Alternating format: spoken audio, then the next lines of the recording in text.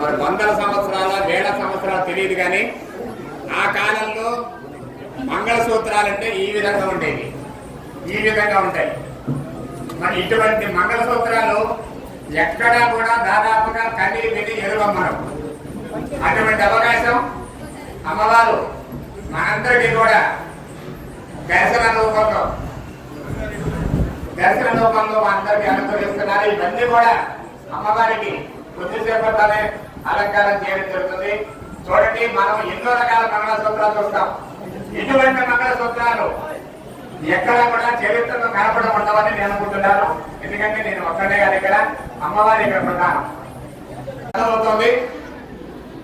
ఉత్సవమూర్తితో లేకుండా ముఖమర్చి చేస్తాం. తర్వాత ఒకసారి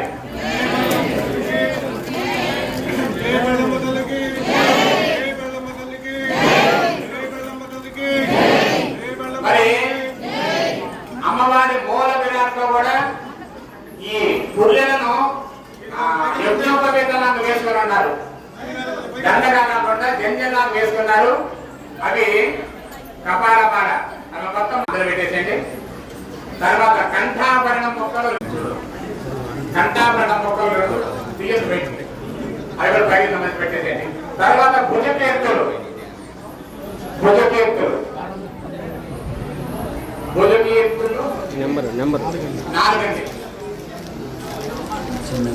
4 చిన్నవి 4 ఉన్నాయండి. భుజకీర్తులు అదేనా? ఇవి 4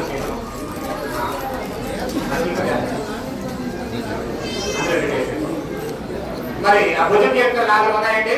అవి కూడా అలంకారానికి ఇస్తున్నాం.